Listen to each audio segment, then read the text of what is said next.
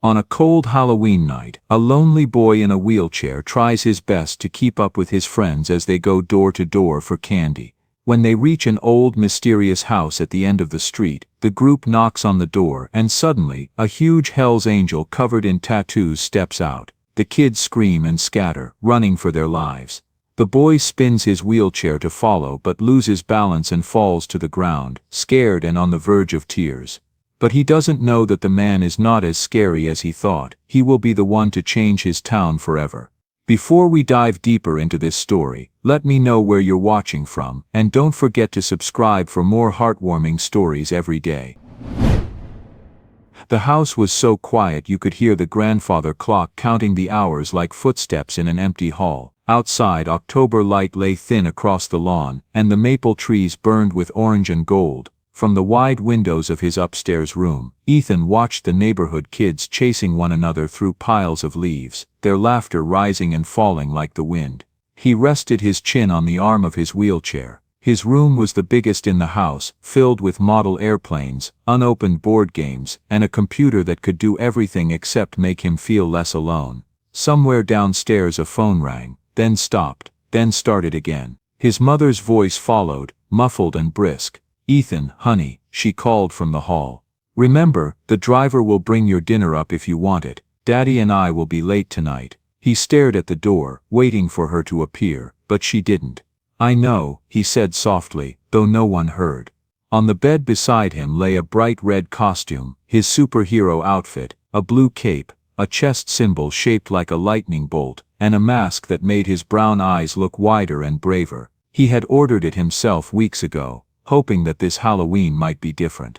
He'd practiced steering his chair faster, tighter turns, smoother glides. Maybe, he thought, if he could move just a little quicker, the other kids wouldn't notice the chair so much. He lifted the mask and traced the edge of the fabric. "Super Ethan," he whispered, smiling to himself. "Tonight you fly." Downstairs the door shut, a car engine started. The sound faded into the distance. The silence that followed filled the big house like water filling a glass. When the clock struck 6, he wheeled himself to the mirror. His reflection showed a boy of 10 with soft hair that curled at the ends, sitting straight in his chair, determination flickering behind uncertain eyes. He remembered the last Halloween before the accident, running across lawns, tripping on his cape, his father laughing behind him. The memory came with the faint smell of wet leaves and caramel. That was 2 years ago. Now he strapped on his mask, zipped up his jacket, and texted his friends.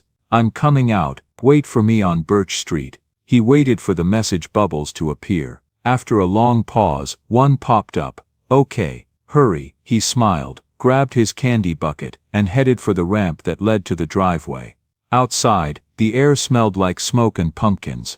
Porch lights blinked on, one by one, and children in costumes filled the sidewalks. Ghosts, pirates, witches, all shouting, laughing, running. Ethan wheeled himself carefully down the ramp, feeling the gravel crunch beneath his tires. For a moment, he almost felt like part of it all. Birch Street was already busy. He spotted his group of friends up ahead, 5 boys from his class, all in matching zombie makeup. They waved when they saw him, but as soon as they started moving, they forgot to slow down. "Come on, Ethan," one of them called. "I'm coming," he answered, pushing the wheels faster. They darted from house to house, shouting, "Trick or treat," as doors opened and candy poured into their bags. Ethan tried to keep up, but his chair caught in cracks, and sometimes he had to go around uneven driveways. Each delay stretched the distance between him and his friends. At one house, he reached the porch just as they were already leaving. "Hey, wait for me," he said, but they were laughing, running toward the next place. He rang the bell alone. An old woman smiled and dropped candy into his bucket.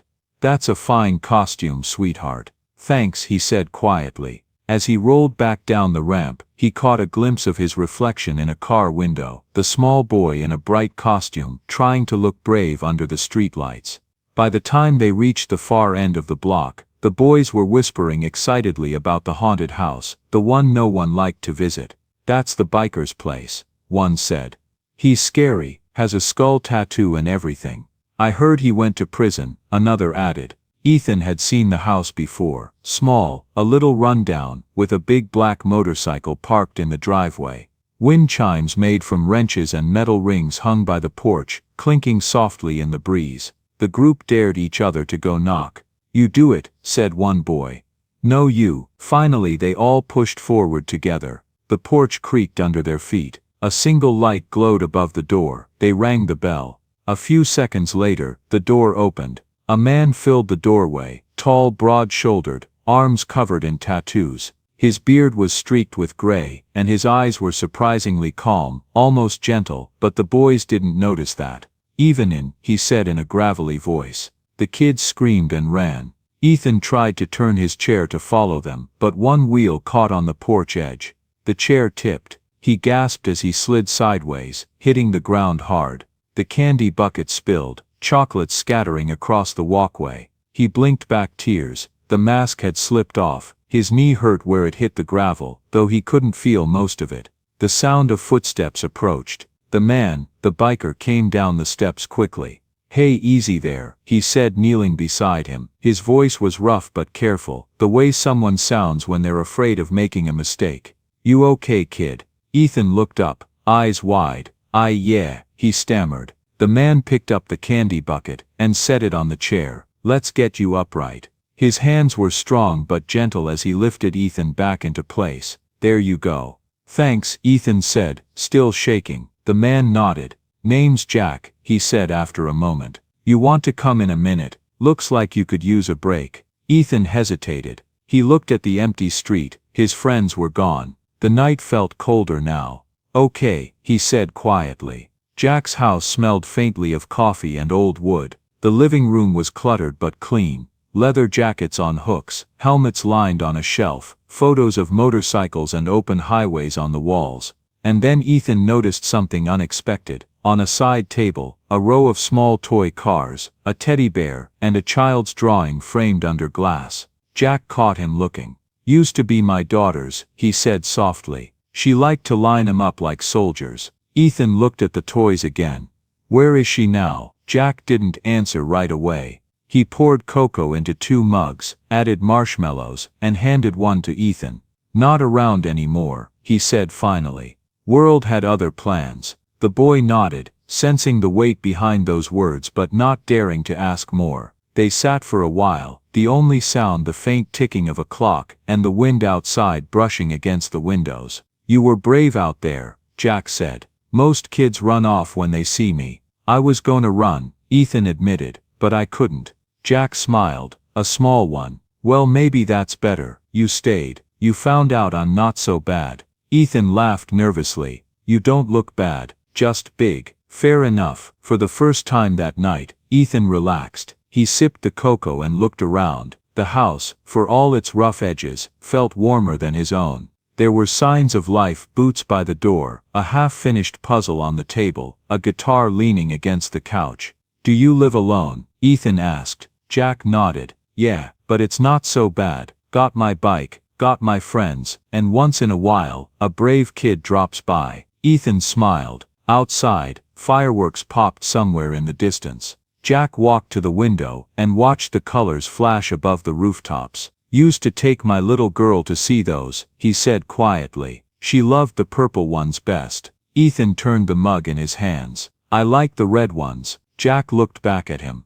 "Yeah, red's good too." After a long pause, Ethan said quietly, "You like Halloween?" Jack smiled faintly. "Not really, but the kids do. Used to give out candy till people stopped coming around." "Why?" Jack shrugged. "Guess they don't like how I look." Ethan looked at him closely. The tattoos, the beard, the heavy boots, and then he saw past all that, to the tired lines around the man's eyes, the gentleness in his movements. "You're nice," Ethan said simply. Jack chuckled again, surprised. "Don't hear that much." They sat in silence for a while, sipping cocoa. The room hummed with quiet warmth, and the faint ticking of an old clock. Then Jack leaned forward.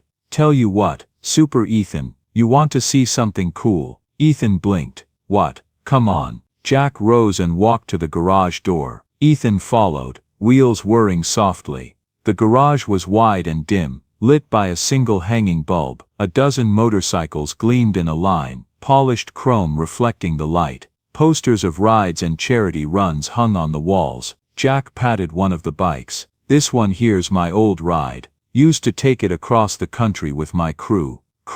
Brothers, we call ourselves the Hells Angels. You ever hear of 'em?" Ethan nodded nervously. "My dad says they're bad people." Jack laughed softly. "Your dad's half right. Some of us used to be, but some of us just ride, fix bikes, help out where we can. Not all stories make the news." He crouched again beside Ethan.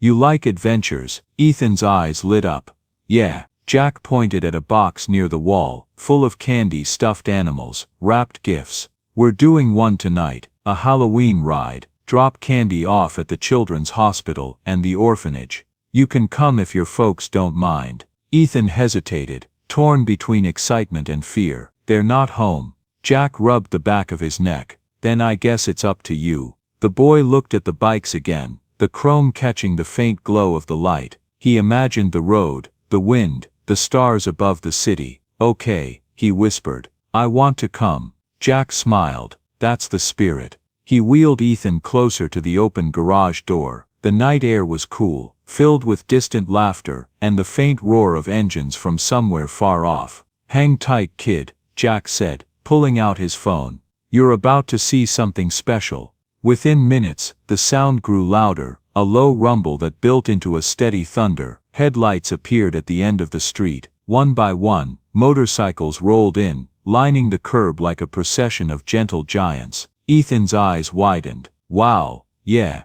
Jack said softly. "They're my family." They didn't ride out yet, not in this act. That would come later. But for Ethan, sitting there in his wheelchair beside a man everyone else feared, watching the line of bikes glow beneath the street lights, something shifted inside him. He wasn't scared anymore. He wasn't lonely either. The rumble of engines echoed like a heartbeat through the quiet night, steady and alive. Jack looked down at him. "You ready for a little kindness with a kick?" Ethan grinned. "Yes, sir." And as the bikers dismounted and waved, rough hands, kind smiles, Ethan felt something he hadn't felt in a long time. Belonging. The kind that had nothing to do with wealth or costumes or legs that worked, only with hearts that recognized one another in the dark. Above them, the wind carried the faint scent of rain and pumpkin spice. A porch light flickered once, then steadied, as if the night itself was watching. Ethan looked up, smiling. "Super Ethan," he whispered under his breath. "You found your team." The engines hummed on, low and warm, like thunder that had learned to be gentle. And that was how it all began. The bikes idled in a neat row beneath the street lights, their chrome catching the glow like starlight fallen to the curb. The men and women who rode them stepped off with easy grace, pulling off helmets, shaking out hair, wiping road grit from their faces with bandanas. Some were big and broad like Jack, some slim and wiry, some older with silver beards and careful steps, a few women with strong eyes and firm smiles. The air held that warm engine smell, oil, rubber, a hint of gasoline, mixed with October leaves, and the sweet smoke from someone's fireplace drifting down the hill. Jack stood beside Ethan's chair and lifted 2 fingers in a small salute. The riders answered with nods and quiet greetings. People in this neighborhood had gotten used to pretending they didn't exist. Still, the sight of 50 motorcycles lined up on a well-kept street made curtains twitch. A porch light across the way blinked on and then off. Somewhere a dog barked and then stopped, as if it also remembered to mind its manners. "Evening," Jack said in his gravelly way. "This here's Ethan. He's with me tonight." A woman with short gray hair and a leather vest leaned down to Ethan's level. Lines fanned out from the corners of her eyes, the kind you earn from squinting into wind and sun. "You okay riding in a sidecar, sugar?" she asked. "We rigged one special with extra straps, smooth as a couch, promise." "I'm okay," Ethan said, surprised to find that he meant it. He could feel his hands tremble, but it wasn't fear anymore. It was something brighter, a spark jumping between nerves. Jack lifted him carefully, strong arms, careful hands, and settled him into the sidecar that glittered with orange lights and painted pumpkins. The seat had soft cushions. A warm blanket lay folded under his knees. The straps clicked into place with a snug sound that made him feel safe. Jack crouched to check each buckle himself, testing each with a tug. "Good?" Jack asked, searching Ethan's face. "Good," Ethan said, and the word felt new in his mouth, like a coin warmed in a pocket. Someone passed along a bag of small stuffed animals and another of wrapped candy bars. They tucked both bags near Ethan where he could hand them out. A rider with a scar along his cheek held up a camera. "We take a picture before we roll?" he asked, looking around the group. "For the kids later." Jack nodded. "Yeah, make it quick." They crowded together in a loose crescent, half on the driveway, half on the street. Ethan felt hands on the back of his chair, steady and respectful, angling him just right. The camera flashed. In that white burst, Ethan saw himself reflected in a dozen chrome surfaces, small, masked but surrounded. The gray-haired woman gave Ethan a thumbs up. "You ready, Super Ethan?" He smiled. "Ready." Engines turned louder then, not a roar but a controlled hum that filled the night like a steady heartbeat. Neighbors' lights blinked on one by one. A curtain lifted on the house just down the block. Two little faces stared wide-eyed, then waved shyly. Ethan lifted his hand, and they waved harder. Jack swung his leg over his bike and pressed the starter. The headlight lit up the quiet street, turning the fallen leaves bright gold. He glanced at Ethan once more and something gentle passed over his face, a private promise, like the nod between two people just before they carry a heavy box together. "Let's roll," Jack said. They eased away from the curb one by one, smooth as a river learning how to flow. The night opened for them, not because it had to, but because such a line of machines and hearts asked for room with a humble kind of certainty. Ethan felt the sidecar vibrate. The world sharpened, street signs, power lines, the blur of lawns going by. The air was cool against his cheeks. He breathed in deep. The smell of cut grass gave way to damp asphalt as they turned toward town. A police cruiser sat at the end of the main road, lights off. A young officer inside lifted a hand in a casual salute as the bikes passed. Jack answered with a nod. "We told him the route," Jack called back, "just in case." The city changed as they approached it. Big houses gave way to small porches with plastic skeletons tied to railings. Store windows glowed with strings of orange bulbs. A bakery had set out trays of sugar cookies shaped like pumpkins. Children in costumes crowded the sidewalks, faces painted, cheeks rosy. A few parents stiffened when they saw the motorcycles approach, pulling their kids a little closer. But then someone in the line of bikes, the scarred man, lifted a hand and tossed a handful of wrapped candy past the crowd control fences that lined the trick-or-treat path. The kids squealed. A few riders laughed. A father's shoulders dropped as if he realized the danger he expected wasn't coming tonight. They did not gun their engines, they did not show off, they did not perform. They moved like a careful parade, holding their thunder down to a low, kind murmur. The wind skimmed the tops of Ethan's ears. He could hear his own breath, quick, then steady, and the faint rattle of the candy bag against the sidecar. An older rider on Ethan's right reached into his vest pocket and pulled out a tiny folded American flag on a stick. He held it so the boy could see it, then tucked it into a small bracket on the sidecar. Ethan watched the flag lift and soften in the wind. He did not feel pulled into anyone's story but his own.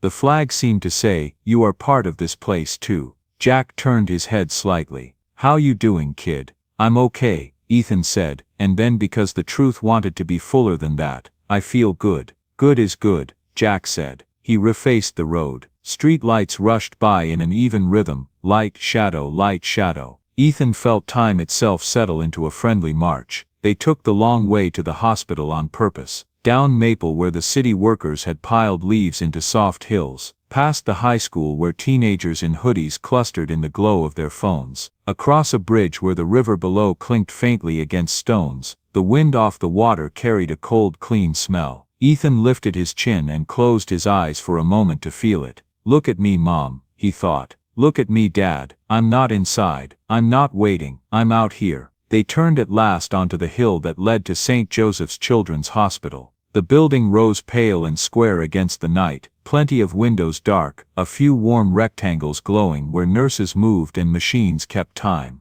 The bikes pulled into the far end of the parking lot and shut down in sequence, like a lullaby that ends on a held note. Silence settled, soft and deep. Even the air seemed to hush, as if it understood where they were. Jack hopped off and unclipped Ethan's straps. "You still okay to help?" he asked. "Yes," Ethan said. He meant it. They split the cargo among themselves, toys in one bag, candy in another, a stack of small blankets knitted by someone's grandmother. The riders fell in around Ethan's chair, not as a statement, not as protection, just as company. They walked together to the automatic doors that hissed open as if surprised. Inside, the lobby smelled like disinfectant and something soft and sweet, maybe the cafeteria's hot chocolate. A woman in blue scrubs at the reception desk looked up, startled. Her face went briefly guarded and then softened into a tired smile. "Evening," Jack said, stopping at the desk. He lowered his voice. "We called ahead. We're dropping off some things for the kids. We'll be quiet."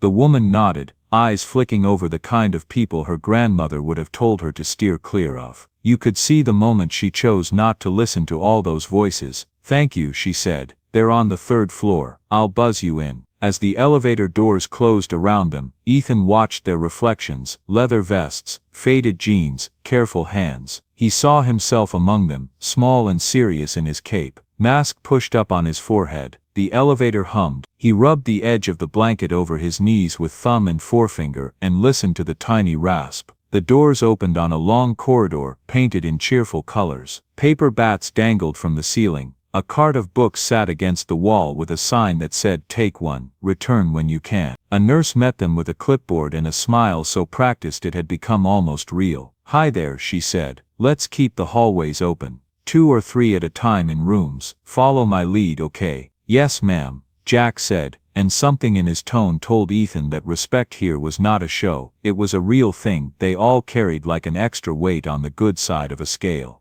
The first room held a little girl with a bandage on her head and a stuffed penguin propped beside her pillow. She stared at the crowd at her door with big frightened eyes. Then Ethan rolled forward alone, quiet as a whisper, stopping short of the bed until she nodded that it was okay to come closer. "Hi," he said softly. "I'm Ethan." "Hi," she said, back wary still. He reached into the bag and pulled out a small bear in a red scarf. "Do you like bears?" he asked. She shrugged, then reached for it and held it to her cheek. Her eyes closed briefly, like even soft things can hurt when you don't expect them. When she opened them, they were clearer. "Thank you," she mumbled. "You're welcome," Ethan said, feeling warm all the way down to his toes. He glanced back at Jack, who stood in the doorway with his hands in his pockets, eyes softer than he'd seen them yet. Room after room they went. A boy with freckles who asked a million questions about motorcycles, a teenager with a pale face who forced jokes about not eating the green jello, a toddler who clapped at nothing and everything and made everyone clap too. Ethan handed out candy and toys with a small ceremony, his hand to theirs, his eyes to their eyes, a thank you where most kids would say please. No one told him to hurry. The riders leaned in doorways and listened when parents wanted to talk for a minute about nothing in particular, the weather, the cafeteria soups, the fact that one elevator always stuck between floors. In the last room of the row, a boy with no hair sat cross-legged, coloring a picture of a pumpkin in neat slow strokes. He looked up as Ethan came in. "Hey," he said. "Hey," Ethan answered. "Cool mask," the boy said.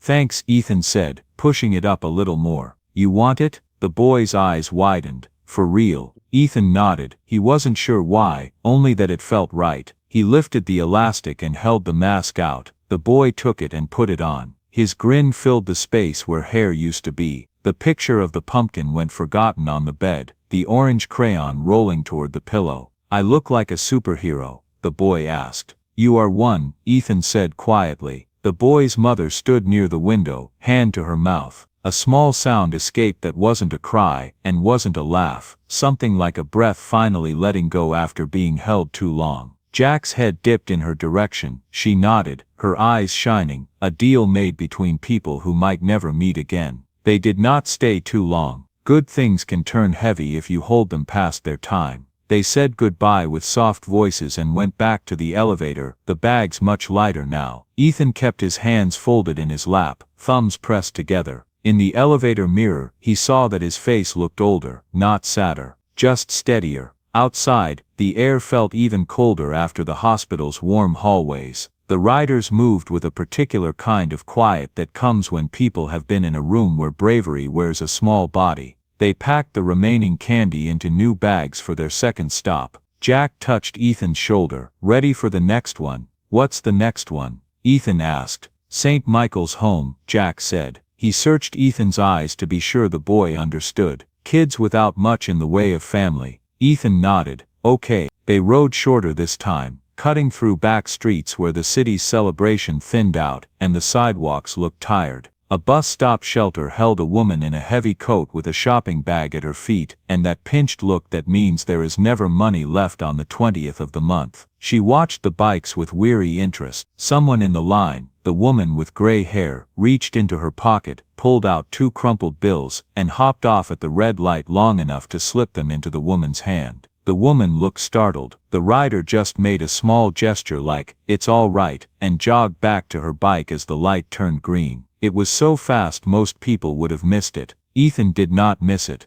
This is what it looks like, he thought, his chest tight and buoyant at once. This is what people can do even when they are busy. St. Michael's sat at the edge of an old park. It had once been a private home, then a school, now a place for kids who had nowhere else to go. The sign out front leaned a little. A pumpkin with a lopsided grin sat on the stoop. Wax dripped down its face. The porch light made a circle on the worn boards. A man in a sweater with elbow patches opened the door before they knocked, as if he had been listening for them all evening. "Come in," he said, smiling in that tired, endless way of those who take care of children when the world forgets to. "We don't get many trick-or-treaters, then we brought the treats to you," the gray-haired woman said. The entry smelled like old wood and plain soap. A bulletin board on the wall was cluttered with drawings, houses with big square windows, stick-figure families holding hands, a careful picture of a dog with a heart next to it. From a TV room came the sound of a movie crowd scene, and the high laughter of kids trying to laugh the same way as the kids on screen. The children came shyly at first. 2, then 5, then a dozen, in thin jackets and knit hats, some with mismatched gloves, some in no costumes at all, unless you counted a paper crown or a cape cut from a sheet. Their faces were curious and quick, hope darting in and out of their eyes like fish near the surface of a pond. Ethan sat near a table and became a station without being told. He handed out candy, then stuffed animals, then small cars, saying each name when he could catch it. "Here you go, Miguel. This one's for you, Tara. Do you like bears, Lila?" tasting each name as if it were part of the gift itself. Kids leaned into his chair to whisper thank you, the way children do when they are testing trust and volume at the same time. A little boy with a runny nose and a sweatshirt 2 sizes too big, climbed onto the side step of Ethan's chair, and simply stayed, his small hand gripping the armrest with steady confidence, as if he had finally found a solid thing. Jack moved through the room without force, letting his presence be an invitation rather than a statement. He crouched to fix a loose wheel on a toy truck, his big hands gentle. He tied a shoelace, the knot neat and firm. He hung back when 2 older girls asked questions about the bikes, letting another rider with pink streaks in her hair tell them how carburetors work. He laughed once softly, when a 4-year-old in a paper mask declared that he would someday drive a giant motorcycle with 12 puppies on it. "Ambitious," Jack said, and the boy nodded as if he had been given permission. A staff member put on a pot of hot cocoa and stirred it with a wooden spoon. The smell thickened the air with sweetness. Someone began passing out paper cups. One of the riders took a sip, burned his tongue, and made a face so comically pained that every kid in the room giggled. Even the teenagers at the back, the ones who kept their arms folded and their eyes cool, let themselves smile at that one. It happened then, quietly. A camera came out. The man with the scar lifted it and tapped the lens against his palm in a distracted way. "Let's get a picture," he said, not like a command but like an idea they could all say yes to. The kids gathered in a jumble, some kneeling, some standing, some leaning on Ethan's chair. The riders arranged themselves behind, not looming but present. Jack stood just behind Ethan's right shoulder, one hand on the back of the chair. The cocoa steam rose in front of them in pale ribbons. "Okay," the photographer said, "everybody breathe. Don't think about smiling. Think about pancakes." They laughed, and the shutter clicked twice. Somewhere, a small girl with a paper crown tilted her head and stuck out her tongue at the last second. The moment caught. The man lowered the camera and looked at the little screen, then showed it around. "Oh yeah," he said softly, "that's a keeper." They did not stay past bedtime. Helpers always have to learn the line between helping and lingering. They cleaned up stray wrappers, stacked paper cups, said goodnight. On the porch, a boy in a heavy sweater wrapped his arms around Jack's waist with the sudden desperate strength of a football tackle. Jack froze for half a second, muscle memory of defense, then his hands came down around the boy and closed, steady and protective. He held on just long enough. When he let go, the boy's eyes shone, and Jack's looked like someone had opened a window in a closed room. They rode out quieter than before. The city had thinned to a few moving shapes, a late bus, a taxi, a woman dragging 2 heavy bags home from a night shift. It was almost as if the roads had drawn back to let them pass. Ethan watched the patterns of light on the pavement, the round pools under each street lamp, the sudden swaths of dark, the way the headlight cut a path and held it. "What are you thinking?" Jack called, not loud, just enough that I didn't know Halloween could feel like this. Ethan said, "Like what?" "Like, giving something is the best part." Jack was silent a moment. "Yeah," he said at last. "Yeah, it is." They took the long curve back toward Ridgeway. The houses grew bigger again, the sidewalks cleaner, the lawns broader, the engines softened. A few kids still straggled in costumes, tired and sticky. Someone's inflatable ghost slumped slowly as the fan inside it lost power, settling like a tired dancer on the lawn. Ethan's heart was full and light. He wanted to hold each moment the way you hold a warm roll straight out of the oven, hands cupped, careful not to drop or crush it.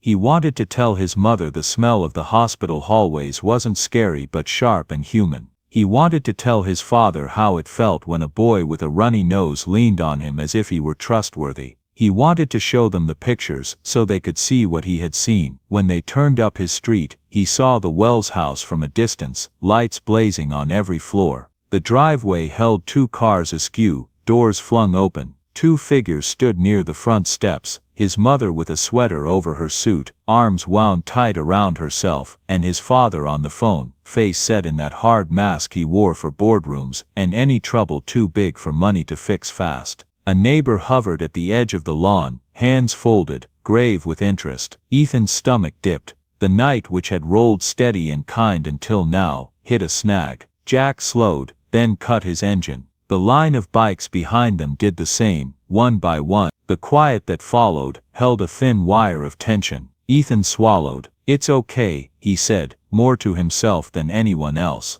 "It's okay, they'll see." Jack unbuckled the straps, and the clasps made a sound too loud in the sudden hush. He lifted Ethan out with the same care as before. The riders stayed back a respectful distance, like trees at the edge of a clearing. His mother's voice came first, high and breaking. "Ethan, I'm here, Mom." He tried to make his voice calm. He could feel the way his hands shook, and he pressed them against the armrests to quiet them. "I'm okay." She hurried down the steps, and then stopped short, seeing Jack, seeing the row of bikes. Her hand flew to her mouth, and then dropped. "What is this?" she asked, not really a question. Jack shifted his weight, eyes steady and level but not challenging. "Ma'am," he said, "my name's Jack. I live 2 streets over. Your boy fell by my place. I helped him up. He came with me tonight to deliver some things to the hospital, and St. Michael's kept him safe the whole time." "Safe," his father said, stepping forward, the phone still in his hand.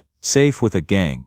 "They're not," Ethan started. His father cut him off, voice sharp. "You left our house without permission." "Dad, you weren't." "You left our house," his father repeated, as if the repetition could anchor everything back to a world he understood. Ethan's mother moved closer to him then, hands hovering, wanting to touch and afraid to. "Did he hurt you?" she asked, looking at Jack as if the man were a map she could not read. "No," Ethan said louder. "He helped me. We gave toys to kids." "We," his father pointed at Jack. "Get off my property," he said in that voice that made executives blink and sign things. "Right now." Something in the air tightened like a belt tugged 1 notch too far. A rider at the back cleared his throat softly, a non-sound meant to puncture pride before it popped. Jack lifted his hands, palms out, not surrendering, just releasing. "All right," he said, "we'll go." Ethan felt panic then, sudden and hot. The night that had held him kindly now threatened to let him fall. "Wait," he said, "please wait." He fumbled at the pocket on the side of his chair and pulled out the photograph from the hospital. The one with the paper crown and the steam and the bear with the red scarf. His hand shook so hard the picture fluttered, and he had to trap it under his palm to keep from dropping it. He turned it toward his parents. "Look," he said, voice shaking. "Please, just look." His mother leaned in and took the picture. Her hands were cold, he felt it even through the air. She held the photo in both hands like a fragile dish. The porch light shone across the glossy surface, and the image brightened. Ethan in the middle, smiling not like a child who got something but like a person who learned how to give. Children crowded near, behind them a row of rough, kind faces softened by the act of standing together. His father's eyes flicked to it, and then away, as if looking too long might cost him something. "You can fake pictures," he said, but his voice had lost a notch of certainty, the same way an engine coughs just once before it runs smooth again. Ethan's chest rose and fell too fast. He felt heat behind his eyes and blinked hard. Don't cry now. Tell the truth." "We went to St. Joseph," he said. "We gave toys to kids who don't get to go outside. We went to St. Michael's too. We took Coco." He ran out of words, not because there weren't more but because they all crowded the doorway of his mouth at once. Jack took one small step back. The riders shifted with him like a tide. There was no anger in the movement, just a careful withdrawal as you might leave a bird alone after you freed it from a net. His mother lifted her head. In the porch light, her face had lost its makeup sheen. Her eyes looked naked and tired. "I was so afraid," she said. "It came out raw.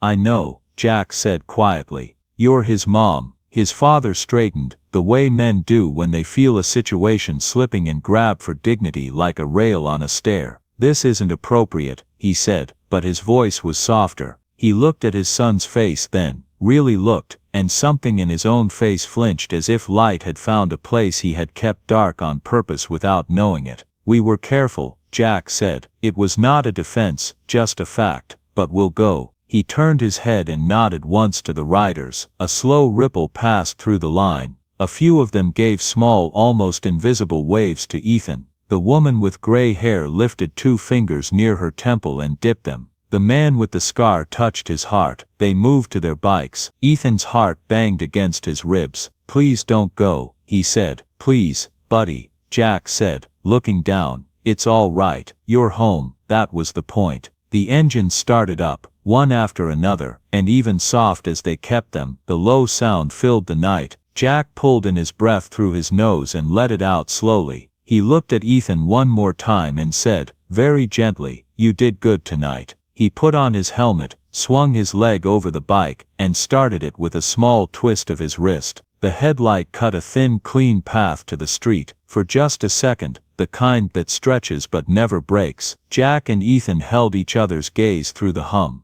Don't let them leave thinking they were wrong, Ethan thought. Don't let kindness look like a mistake. He turned to his parents. "He's a good man," he said. "I know he looks different than the people you know, but he's good. You just have to see it." His mother's hand tightened on the photo, the paper crinkling faintly, a small sound in the large quiet. His father lowered the phone from his ear without realizing it. The neighbor swallowed a comment and took a half step back. Jack eased the bike around, the line following him. They pulled away single file. The engines faded down the street, not with anger, not with show, but with the sad patience of people who know when a door isn't ready to open yet. Silence settled again, heavy now. The porch light buzzed, a moth tapped itself against the warm glass once twice, and then dropped away. Ethan's mother knelt in front of him. Up close he could see the smudge of mascara under one eye and the fine wrinkles at the corner of her mouth that only showed when she worried.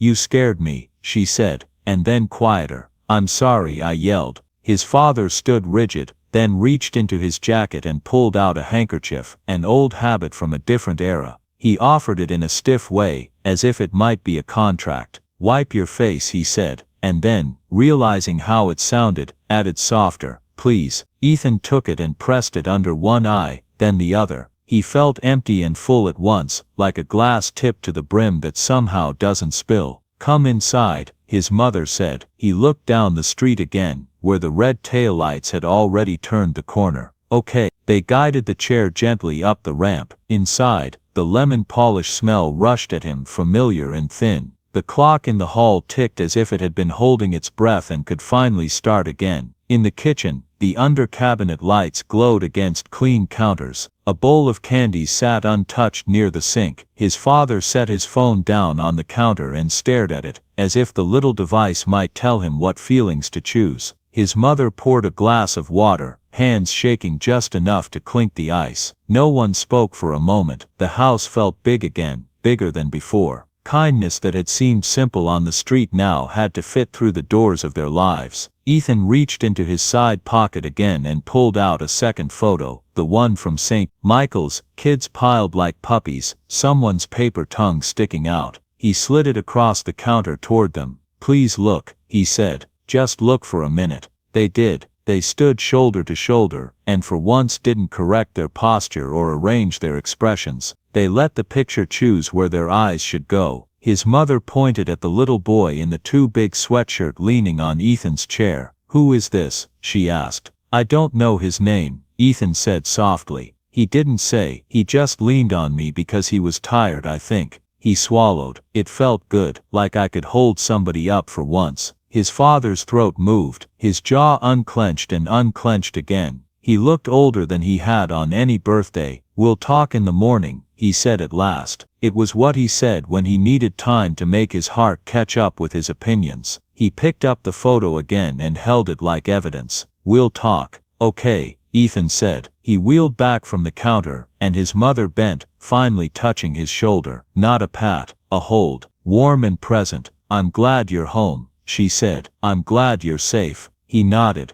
The house listened. Later in his room, the cape lay carefully folded across the back of a chair. He sat by the window and watched a thin mist begin to gather over the lawns. A stray candy wrapper tumbled down the driveway like a tiny ghost finding its way. Far away, he liked to imagine it was not so far. He thought he heard the last whisper of a motorcycle on a distant road, a soft thunder that didn't frighten but promised. He pressed his palm to the window pane and felt the cool through the glass. He closed his eyes and saw again the hospital hallway, the boy in the mask, the cocoa steam. He saw Jack's face when the boy in the sweater hugged him. He saw his father looking at the picture as if it weighed something. Does goodness matter if people can't see it? The thought rose up before he could stop it, honest and unwanted. He did not answer it. He let it be. Questions sometimes need to sit a night in the quiet to soften. Downstairs, his parents' voices murmured low and careful, moving through sentences like people trying not to break anything in the dark. Ethan opened his hand and looked at the faint crease where the photo had pressed into his skin. He traced it with his thumb.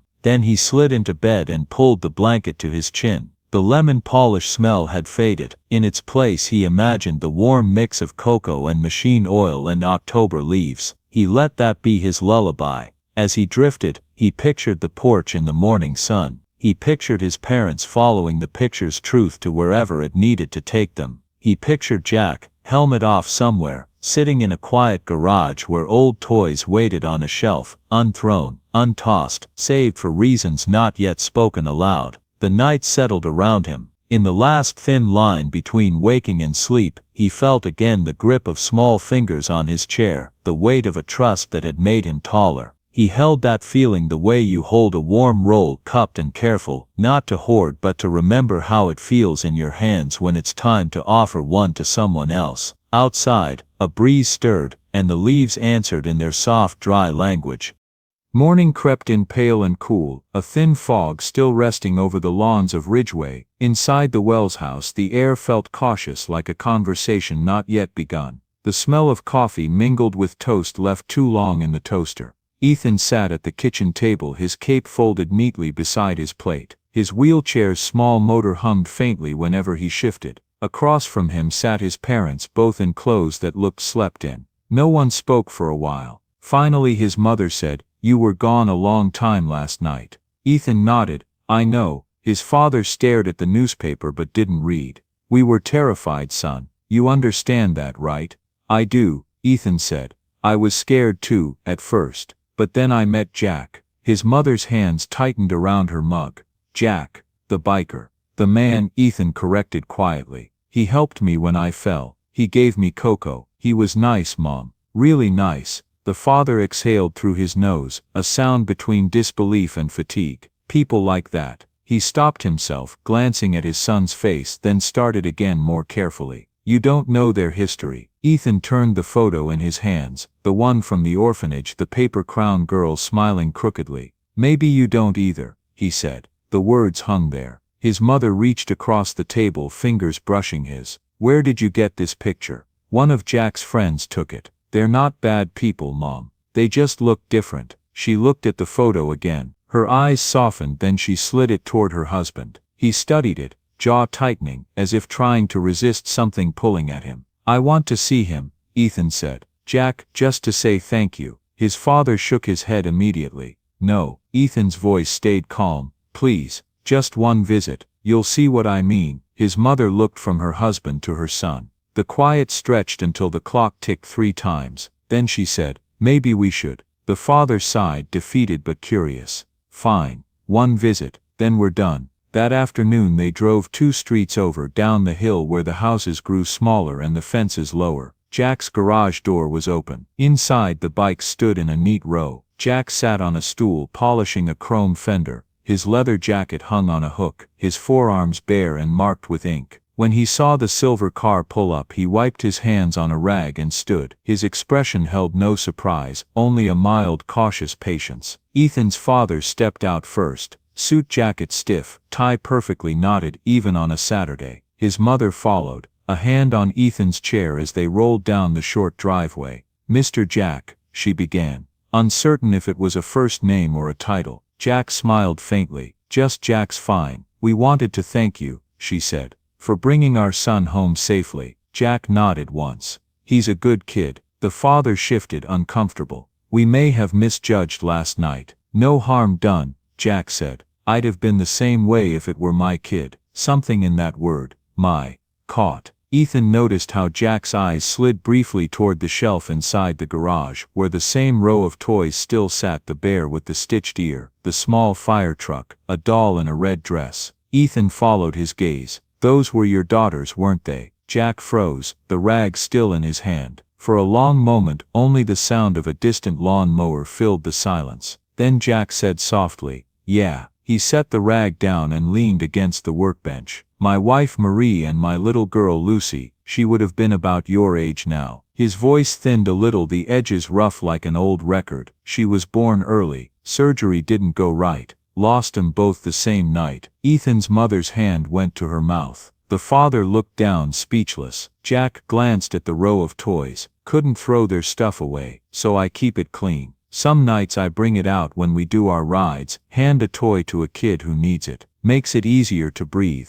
The garage felt smaller then, filled with the weight of words people rarely speak. Ethan said quietly, you still help people. Jack gave a half shrug. Feels like the only thing left to do. His father cleared his throat. I lost my brother in an accident when we were kids, he said. I never talk about it. Maybe that's why he stopped, shaking his head. I'm sorry for what I said last night. Jack nodded once. Apology accepted. The mother stepped closer. Can we see what you do? The charity rides? Jack smiled, a little unsure. Sure, we're planning one next week. Toys for the winter shelter. Her eyes met her husband's. We could help, couldn't we? He hesitated, then nodded slowly. We could. Ethan's face lit up. Jack looked at him. Guess we're partners again, huh? Super Ethan. Ethan grinned. Always. The following days unfolded gently, each one sanding down another layer of distance between two worlds that had pretended they'd never touch. The Wells family sent boxes of clothes and toys from the mansion, things bought once and forgotten. Jack and his friends helped sort them, laughing over oddities. A toy robot that still blinked, a dress shoe the size of a man's hand. Ethan's mother came by with sandwiches one afternoon, sleeves rolled up, hair tied back. She'd never made sandwiches in someone else's kitchen before. Jack watched her for a moment, then handed her a jar of mustard.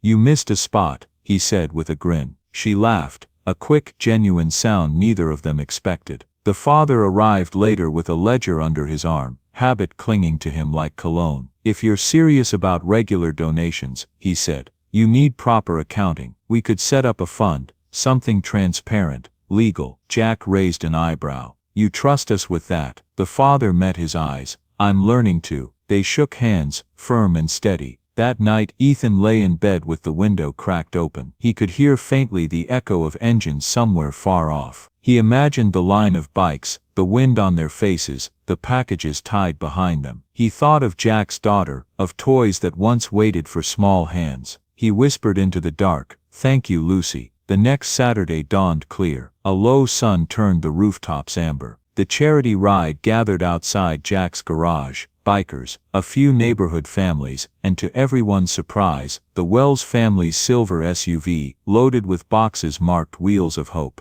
The father wore jeans for the first time in years. The mother had on a simple sweater. Ethan sat in his chair between them, wearing a small leather vest Jack had given him. Across the back in neat stitching were the words "Little Angel." Neighbors peeked from porches, some waved, uncertain. Others came closer, curiosity outweighing judgment. One offered a tray of donuts. Another brought coffee in paper cups. Jack stood on the curb, calling out instructions for the route. His voice carried easily, calm and sure. Ethan's father checked the boxes in the SUV. "We'll follow behind," he said. Safer for him that way. Jack nodded. "Whatever works. You're part of the ride, same as the rest." When they started up, the noise was less like thunder now, and more like a steady song. The convoy moved through the streets at a respectful crawl. People came out of houses to wave, kids held up phones to film. At a stoplight, the mother leaned out her window and said to a woman on the sidewalk, "They're collecting for shelters, drop-offs at Lincoln Park if you want to help." Her voice sounded proud. Ethan caught Jack's glance in the mirror. They shared a smile. The ride ended at the city's community hall, where volunteers from different groups waited. Nurses, teachers, a few retired firefighters. The hall smelled of dust and hot coffee. Tables lined with blankets and toys filled the space. Ethan handed out what he could from his chair. The father carried boxes beside him, sleeves rolled, tie gone. The mother talked with other parents, laughing easily. Jack watched from a distance, leaning on the doorway. The sight of that family, once closed now open, made something ease inside him. He took from his pocket a small object wrapped in cloth. When Ethan rolled over, Jack unwrapped it, a tiny metal pin shaped like a wheel with wings. "Belonged to my girl's trike," Jack said. "She loved that thing. Maybe you should have it." Ethan touched it carefully. "Are you sure?" Jack nodded.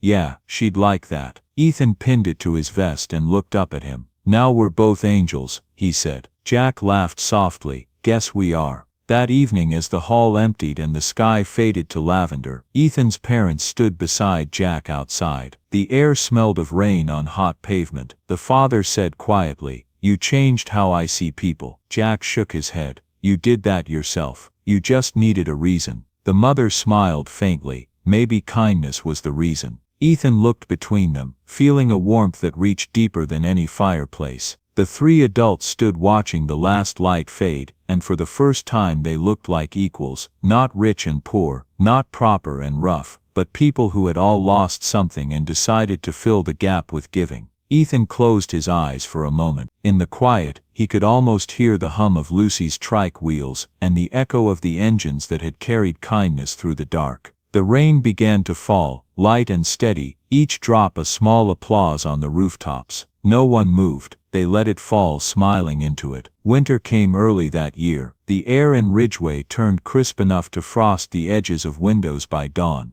The great lawns that had once shimmered with pumpkins now slept under a dusting of white. From the big house at the top of the hill, laughter drifted through the front door. Real laughter, not the polite kind that dies at the next sentence. Inside, the Wells family was busy packing boxes. The marble counters were lined with toys, canned goods, and new blankets folded into neat stacks. Ethan's wheelchair moved easily between tables. His cape was gone now, replaced by the small black vest with the stitched words, "Little Angel," across the back. His mother taped up a box and wrote on the side in big careful letters, "Wheels of Hope Foundation." His father carried a stack toward the door, where a line of volunteers, neighbors, shop owners, a few of Jack's biker friends, loaded the donations into vans. The sound of their footsteps, laughter and sliding boxes filled the once silent mansion like music. Jack stood near the door, Holding a clipboard he pretended to understand. His leather jacket was half-zipped, a red scarf tucked beneath it. The winter light caught in his beard, silver threading through black. "Didn't think I'd see this place full of people doing good," he said quietly. Ethan's father smiled. "Neither did we." Jack tapped the paper with his pen. "You're organized, that's new for us." The father chuckled. "You're strong, that's new for me." They shook hands again, a gesture that had come to mean more than courtesy. At the kitchen counter, Ethan's mother sliced a pan of brownies, her sleeves dusted with flour. She'd baked 3 trays for the volunteers. When Jack passed by, she handed him one on a napkin.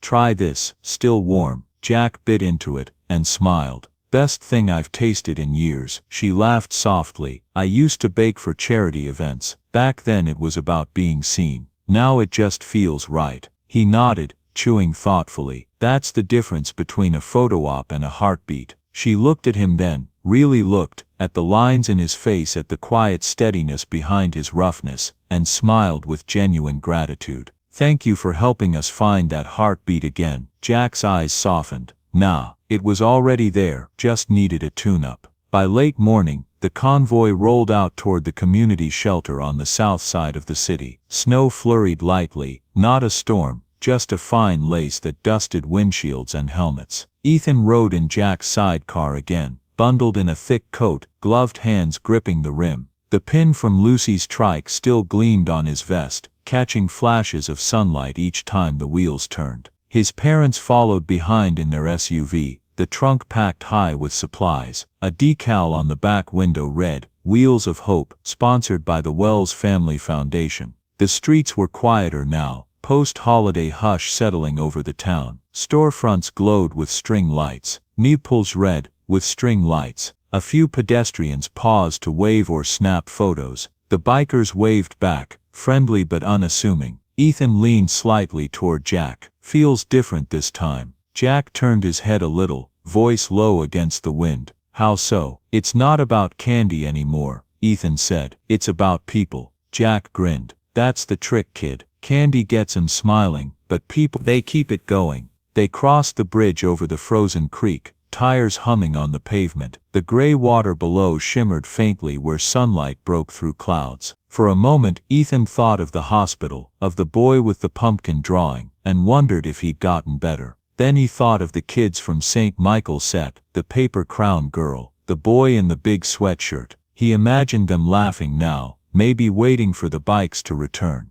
"They probably remember us," he thought. "Maybe kindness is something people keep, like a little flame." The shelter stood near the old train yard, a red brick building with a tin roof that rattled in strong winds. As the convoy pulled in, the sound of engines rolled across the lot, deep but not loud, like a warm growl announcing good news. Children at the windows pressed their faces to the glass. A few men stepped out, bundled in heavy coats, waving. The volunteers unloaded quickly, hands passing boxes down the line like a living machine made of laughter. Ethan's parents worked side by side with the bikers, their fine leather gloves traded for wool mittens. Inside the shelter, the hall was crowded but bright. Paper snowflakes hung from the ceiling. The smell of stew filled the air. Someone had set up a makeshift tree decorated with ribbons and small handmade ornaments. Ethan rolled between tables, handing out toy cars and blankets. Each thank you came with a story. A grandmother raising 2 kids after her daughter's illness. A young man who'd lost his job and found work again through the shelter's kitchen. A teenage girl teaching the smaller kids to read. He listened, nodded, and smiled. He didn't say much. He didn't need to. Jack moved through the room quietly, stacking boxes, helping serve soup. His heavy boots thudded softly on the wooden floor. At one point, a small boy with bright eyes and no gloves tugged at his sleeve. "Hey mister," the boy said, "you got more of those bikes outside?" "Plenty," Jack said. "Can I ride one someday?" Jack crouched to meet his eyes. "When you're tall enough to see over the bars, you come find me. We'll make it happen." The boy grinned and ran off to show his friends. Ethan had watched the exchange. "You're good with kids," he said when Jack passed him again.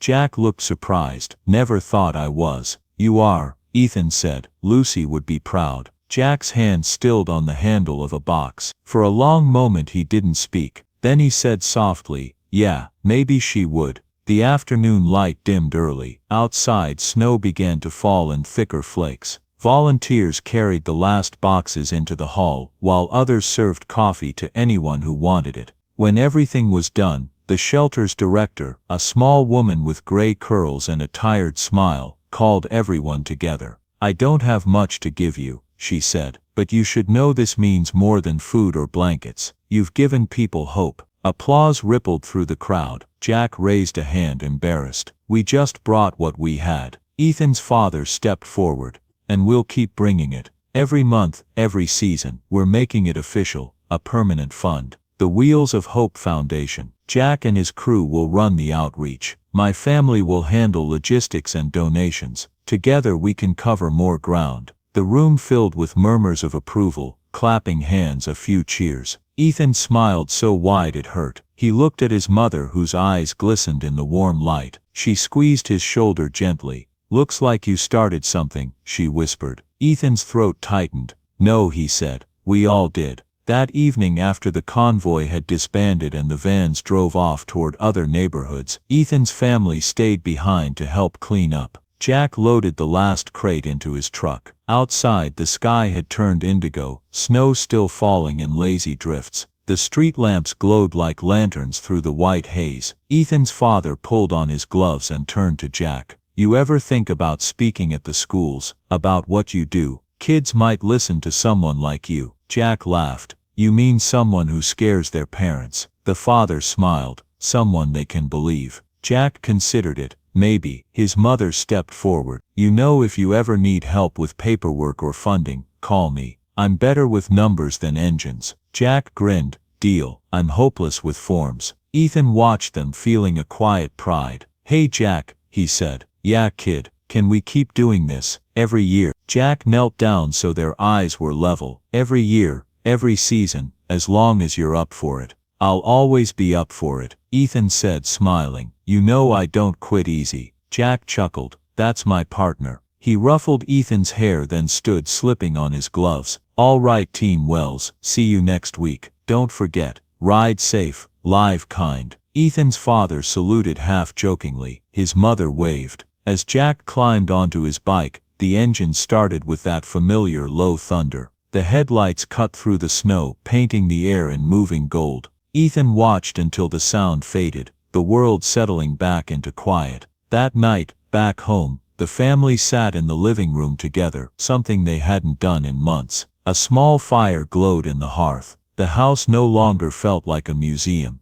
It felt lived in again. Ethan held the little metal pin between his fingers, turning it so the light caught on its tiny wings. His mother sat beside him on the couch, her hand resting lightly on his shoulder. His father sat in the armchair, reading a report, but only half reading, because every now and then he looked up and smiled. After a while, Ethan spoke. Do you think people can really change? His mother looked at him. I think people remember how to be kind if they're given a chance. His father nodded slowly, and sometimes, he said, it takes someone brave enough to show them how. Ethan blushed and looked down at the pin. Jack's the brave one. Maybe, his father said, but so are you. The fire crackled softly. Outside, snow whispered against the windows. Ethan closed his eyes, letting the warmth seep into him. For the first time in a long while, the world felt balanced, like a wheel turning just right. A week later, a photograph appeared in the local newspaper. Headline: Wheels of Hope brings warmth to winter. Bikers and local family launch citywide charity effort.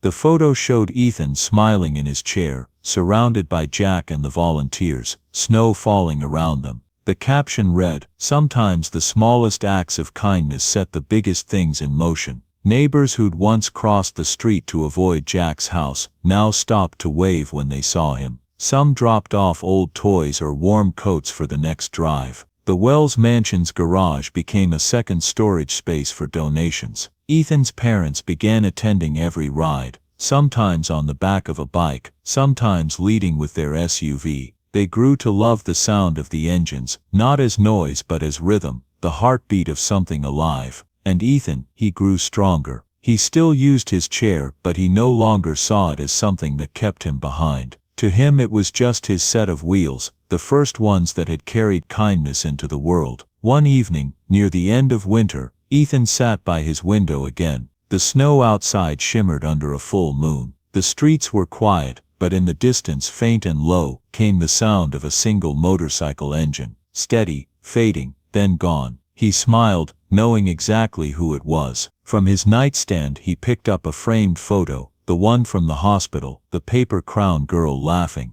Jack standing behind, his hand on Ethan's chair. He traced the edge of the frame with his thumb. "Thank you," he whispered, to Jack, to Lucy, to the night that had changed everything. Then he leaned back and closed his eyes. Downstairs, his parents talked softly in the kitchen. The smell of hot cocoa drifted up the stairs. The clock in the hall ticked with that same calm rhythm that had marked every turning point since Halloween. Ethan thought of the road, the long open stretch where engines sounded like thunder and kindness traveled faster than fear. He thought of how easy it was to miss good people just because of how they looked. How the world sometimes needed a small boy in a wheelchair to notice what everyone else had forgotten. That goodness could wear leather and tattoos, or a business suit, or just a simple smile. He whispered again, eyes still closed, "Super Ethan, mission complete." The wind outside picked up, brushing through the trees with a sound like soft applause. A single snowflake landed on the window pane, melted, and left behind a tiny perfect drop, round and still. Inside, the fire burned low, the warmth steady, and somewhere on the outskirts of the city, a motorcycle hummed its way down a long empty road, not loud, not fast, just steady, carrying with it the memory of a Halloween night, when a lonely boy and a grieving man learned that even thunder can be gentle when it rides for love. Join us to share meaningful stories by hitting the like and subscribe buttons. Don't forget to turn on the notification bell to start your day with profound lessons and heartfelt empathy.